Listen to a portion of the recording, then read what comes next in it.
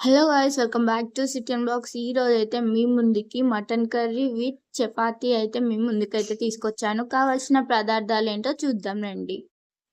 KG mutton ఫ్రెష్గా కడిగి తీసుకోండి నీట్గా. అలాగే నీట్గా తురుముకున్న కొత్తిమీర కరివేపాకు కూడా తీసుకోండి. అలాగే మనం సన్నగా తరుక్కున్న ఉల్లిగడ్డ 2 పచ్చిమిర్చి తీసుకోండి. అలాగే నూనె కాగాక జీలకర్ర వేసి మనం తరుముకున్న ఉల్లిగడ్డలు కూడా వేసి కొద్దిసేపు సిమ్లో వేగనివ్వాలి. మనకు ఉల్లిగడ్డ పచ్చిమిర్చి ఈ కండిషన్లో మంచిగా వేగాలండి. ఈ టైప్లో మంచిగా వేగిన తర్వాత స్లో ఫ్లేమ్లో పెట్టుకొని మనం ముందుగా కడిగి పెట్టుకున్న మటన్ అయితే వేసేసుకోవాలి. లో ఫ్లేమ్లోనే మటన్ని మొత్తం కూడా వేసేసుకొని లో ఫ్లేమ్లోనే మనం మటన్ని ఉడికించుకోవాలన్నమాట. లో ఫ్లేమ్లో పెట్టుకొని మంచిగా నూనె మొత్తం ముక్కట్లు పట్టేటట్టు మంచిగా కలుపుకొని ఇప్పుడు ఒక 5 మినిట్స్ మూత పెట్టేసుకొని పక్కన పెట్టుకోవాలి. తర్వాత మనం అల్లం వెల్లుల్లి పేస్ట్ నూర్చుకోవాలి. ఇప్పుడు మనం మూత తెరుచుకొని మనం ఇలాగా కచ్చపచ్చగా దంచుకున్న అల్లం వెల్లుల్లి పేస్ట్ వేసేసుకోవాలండి. అప్పటికప్పుడు కచ్చపచ్చగా దంచి వేసుకుంటే చాలా అంటే చాలా టేస్టీగా ఉంటుంది. అలాగే 2 స్పూన్లు పసుపు వేసుకోండి తగినంత. 1 స్పూన్ అయితే సాల్ట్ కూడా వేసేసుకోండి. మళ్ళీ వేసుకోవచ్చు, బట్ 1 స్పూన్ వేసుకుంటే ముక్కకు అనేది బాగా పడుతుంది అన్నమాట. తర్వాత ఇప్పుడు కలుపుకొని మొత్తం కూడా ముక్కలకి పట్టేలాగా మంచిగా కలుపుకున్న తర్వాత మళ్ళీ ఒక 2 మినిట్స్ మూత పెట్టుకొని మళ్ళీ తీసేసి కారం మేమైతే స్పైసీగా తింటాం. స్పైసీగా తినేవాళ్ళు ఎక్కువ కూడా వేసుకోవచ్చు.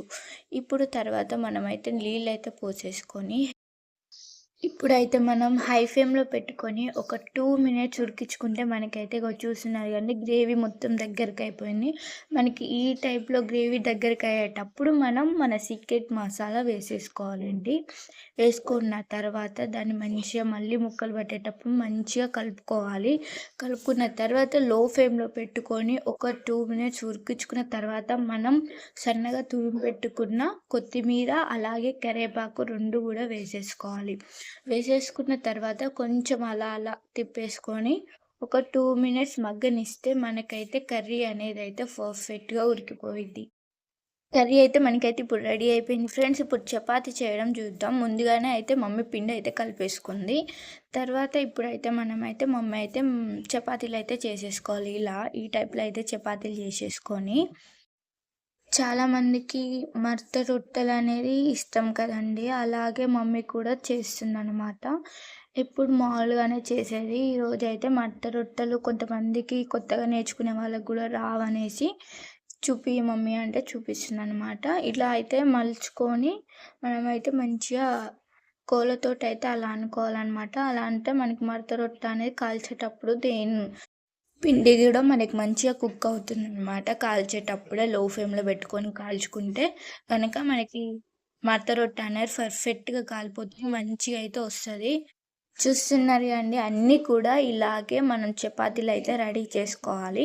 అన్నీ ఇలాగే మడత రొట్టెలను అయితే మనం మంచిగా చేసుకున్న తర్వాత చూసారు కదండి, ఇట్లా పర్ఫెక్ట్గా వస్తాయి.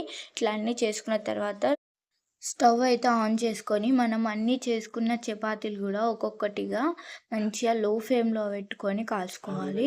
ఇటు కొద్దిసేపు అటువైపు కొద్దిసేపు తిప్పుకుంటూ మంచిగా అయితే కాల్చుకోవాలి ఫ్రెండ్స్.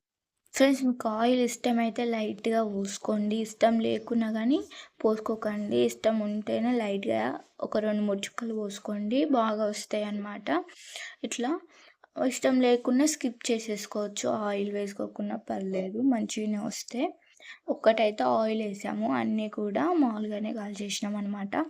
ఇప్పుడైతే చూస్తున్నారు కదా, మనమైతే లో ఫ్లేమ్లో పెట్టుకొని అయితే అటు ఇటు మర్రేసుకుంటూ కాల్చుకుంటే మనకి పిండి అనేది లోపల కూడా మంచిగా సాఫ్ట్గా.